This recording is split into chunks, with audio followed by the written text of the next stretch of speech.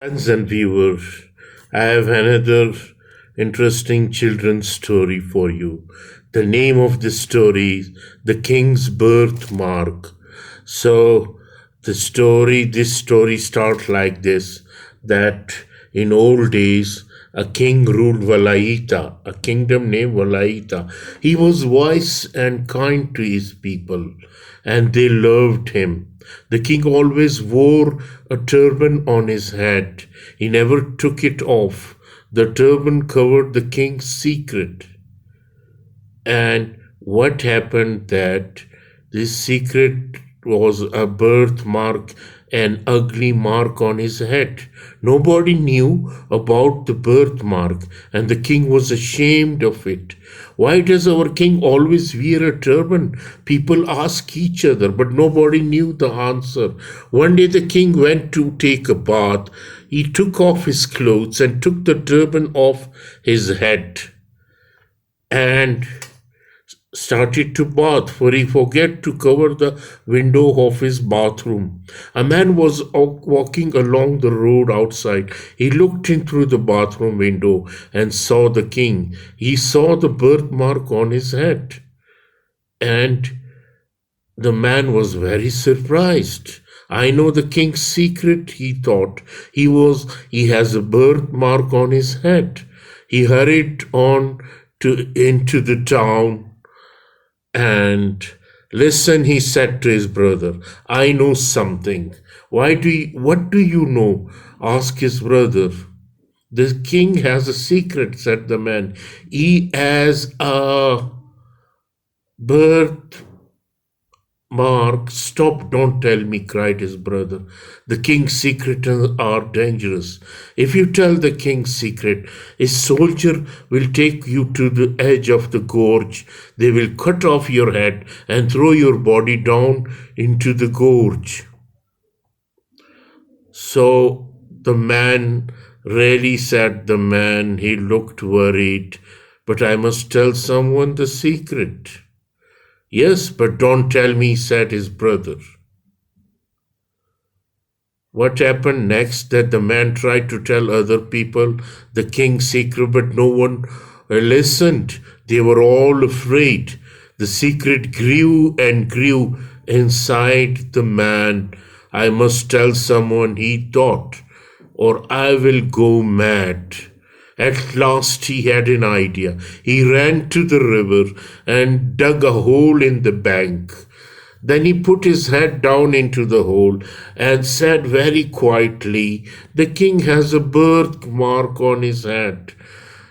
The king has a birthmark on his head. After that, he filled the hole again and went home. He felt better. The secret was not inside him now. And he feel light now. Then the man never went back to the river. Reeds soon grew up and covered the hole. They grew big and strong. One day, many years later, the king decided to give a big feast, a big party. So I want a music at the feast. He told his servant, call the musician. I want them to play for me. My guest will come from far away. The musician must play their best music. The musicians were worried when they heard this. We need new flutes, they said. Our old flutes don't make good music now. Let's go down to the river and cut some reeds. We'll make new flutes from them. They went down to the river and cut some reeds. They made beautiful new flutes from them. The night of the forest feast came at last. The cooks made delicious food and plenty of beer and tea. Everyone ate and drank well. Where are the musicians? The king called out. Let them play now. Two musicians, a singer and a flute player, came into the room. I have a new song for you, Your Majesty, the singer told the king. Here are the words. Our king is lion, he is brave and strong. They started to sing. He looks after his people all day long. Good, very good, said the king. Begin your song. And they started to sing. The singer and the flute player lifted the flute to his mouth. He began to blow, but the flute began to sing too. Its sound was loud, much louder than singer's voice. The king has a birthmark on his head. It sang. The king has a birthmark on his head. The king looked up. He was angry. Take this man away, he cried. Take him to the gorge and cut off his head, he commanded. His servant ran forward and caught the poor flute player. They took him to the gorge and cut off his head. The king sat down again. Where is the second flute player? He asked. Let him play. The second flute player came and stood in the front of the king. Start the song again, said the king to the singer. Our king is a lion, he is brave, and began the singer.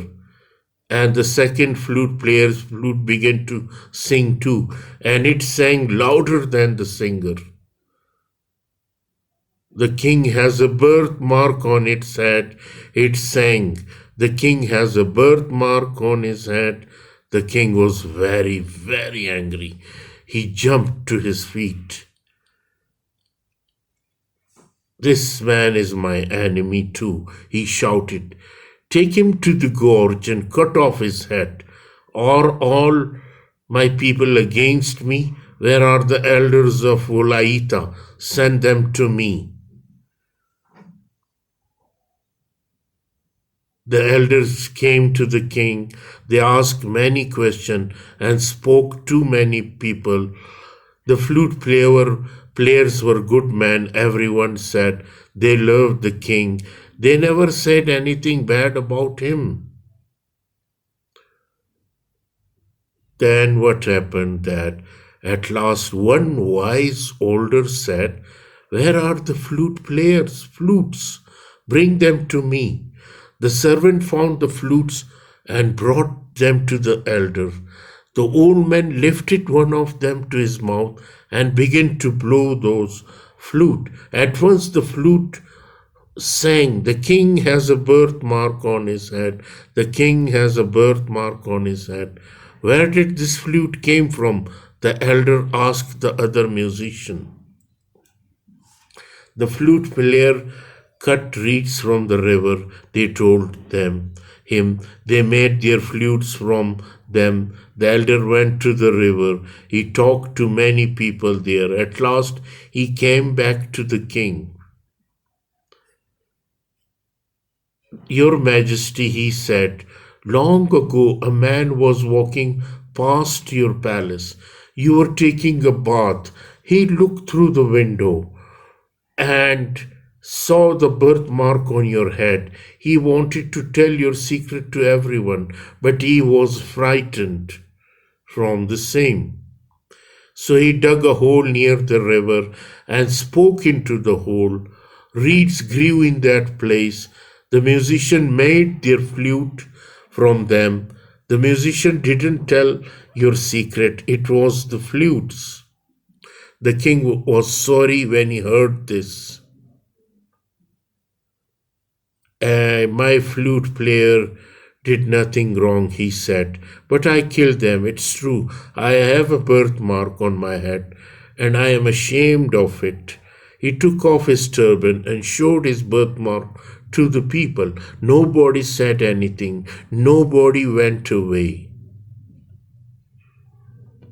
And it's not important, they said. Our king is a good man. His birthmark doesn't matter. You cannot hide the truth. The elders told the king, it will always come out in the end. The king learned his lesson. He ruled wisely and well for many more years, and he never wore his turban again. So, this is the end of this interesting story, that a secret one cannot keep the secret. It will reveal someday. Thank you very much.